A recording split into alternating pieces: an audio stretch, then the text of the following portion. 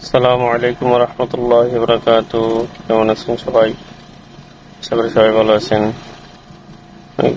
আমি সৌদি আরব পবিত্র মক্কা থেকে বলতেছি। আমি একজন হাউস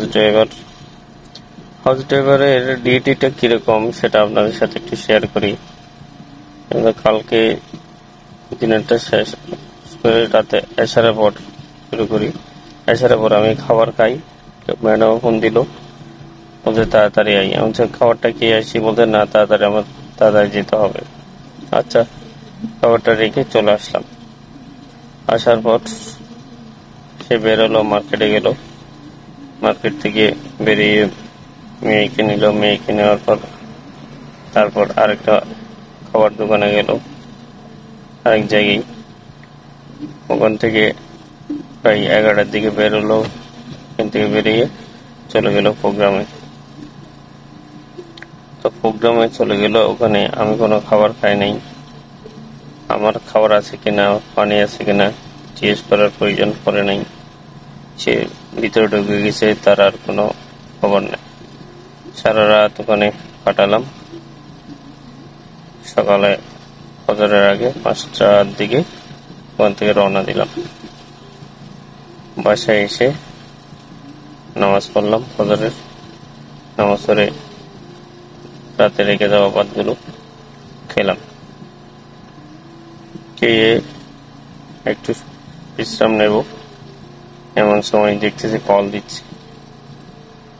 একবার, দুবার, তিনবার কল রিসিভ করে নেই। তারপর আমাদের কি প্রয়োজন নেই, কি প্রয়োজন, কোনো কারণে দিচ্ছে হয়তো। তো আসার সময় আবার কিন্তু গাড়ির চাবিটা নিয়ে ফেললো মেয়ে বড়টায়। চিন্তা করলাম মেয়ে কোথাও যাবে, হয়তো গাড়ির ডকুমেন্ট নেই, ডকুমেন্ট করতে নিয়ে যাবে। খাবারটা রিসিভ করলাম। রিসিভ করে বলতেছে মেয়েকে বাসে নিয়ে যেতে হবে, ছোটটাকে। আচ্ছা যাক, আর ঘুমানো হলো না। সারা রাত না ঘুমিয়ে কাটালাম। মেয়েকে বাসিটিতে দিয়ে আসলাম। দিয়ে এসে 9:30টার দিকে এসে একটু রান্না করলাম। রান্না করতে করতে প্রায় 11টা বেজে গেল। 11টা বেজে যাওয়ার পর গোসল টোসল করে নামাজ পড়লাম। নামাজ পড়ে খাওয়া দাওয়া করলাম। খাওয়া দাওয়া করে 8টার দিকে একটু শুয়েছি। আবার এদিকে 3:15-র দিকে মেয়ে কল দিল, ওকে আনতে যেতে হবে। বাক্য বলা, আজকে ছেলেটা স্কুলে যায়নি। ওকে জেলে গেলে তো মনে করো রান্না বান্না আর হতো না। আচ্ছা যাক, ওকে আনতে গেলাম। ও আনার আগেও আমি বললাম আচ্ছা ঠিক আছে, আমি আসলে নামাজটা পড়ে আসি। বলতেছে না, আমার তারা আসে, আসো। আচ্ছা গেলাম। যাওয়ার পর ওকে নিয়ে বাসায় আসলাম। বাসায় আসার পর বলতেছে ওর মেয়ে বোন বড়টা হারামে যাবে। আমি তাছাড়া নামাজ পড়ি নাই, তুমি তো জানো, আমি একটু নামাজটা পড়ে আসি।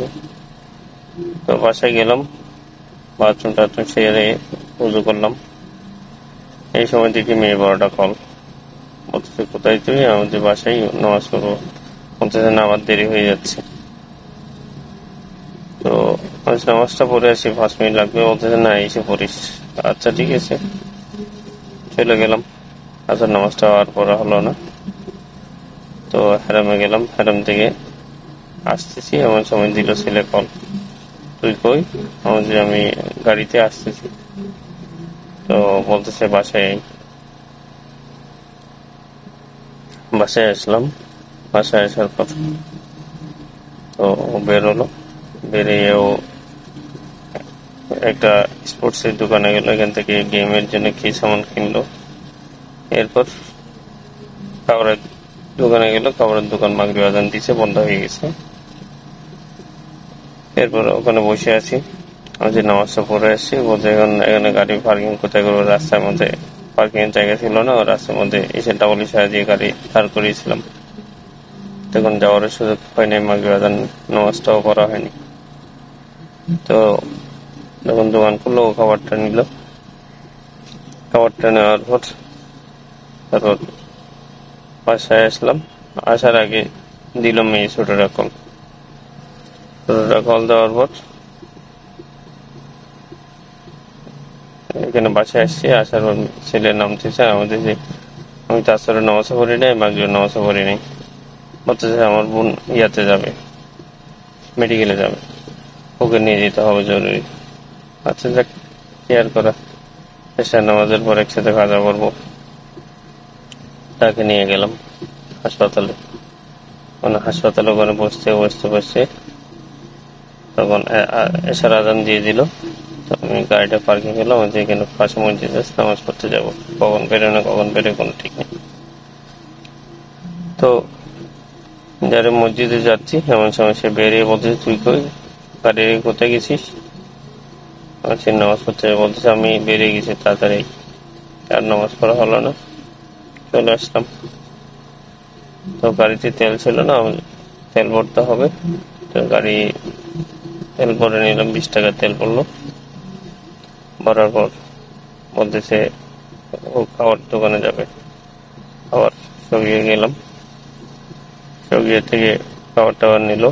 এরপর বলতেছে আরেকটা মার্কেটে যাবে, ওখানে গেল।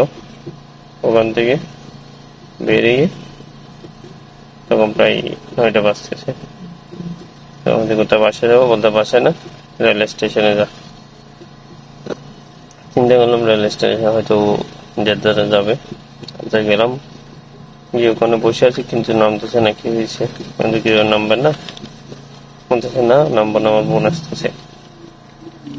আচ্ছা ঠিক আছে। তো বোন আসতে যাচ্ছে, বোন আসতে আসতে প্রায় 10টা ট্রেনে আসলো। আসার পর তাকে নিলাম, নিয়ে এখানে বাসায় আসছি। বাসায় বলতে তার খালার বাসায়।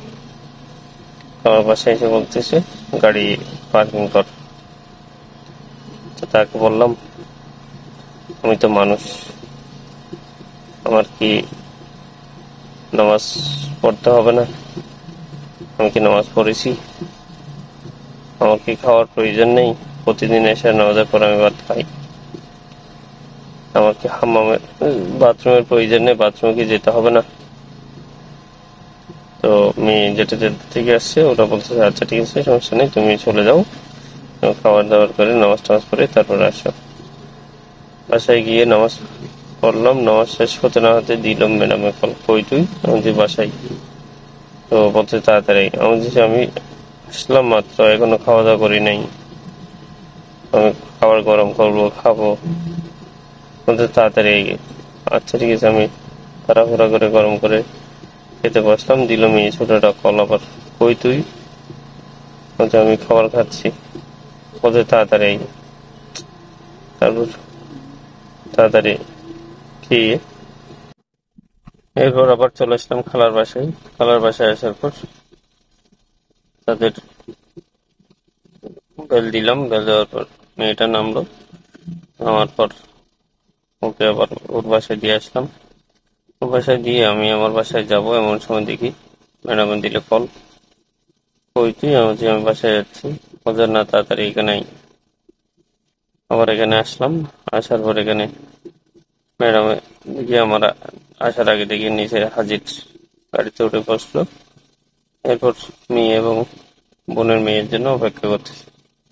করতে করতে করতে প্রায় 40 মিনিট হয়ে গেল।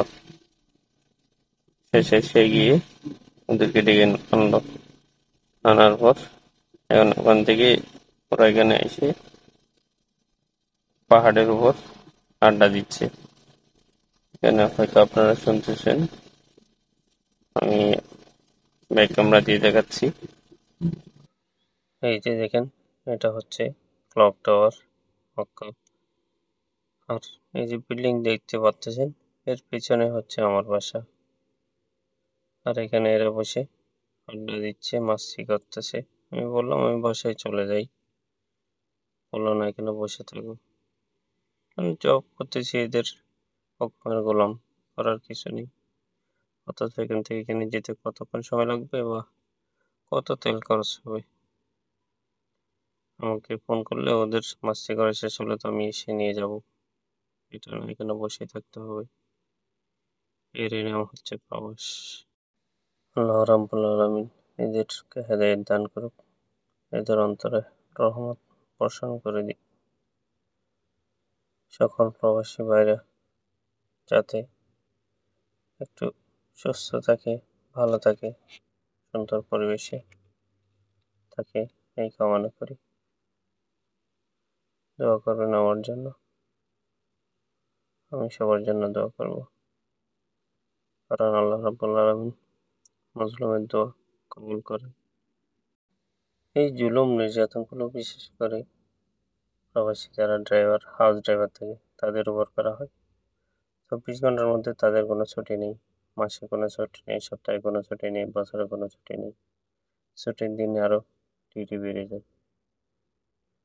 তো যারা হাউস ড্রাইভার আছেন, কে কোন অবস্থায় আছেন জানাবেন। ভালো থাকবেন, দেখা হবে অন্য কোনো ভিডিওতে। আল্লাহ হাফেজ।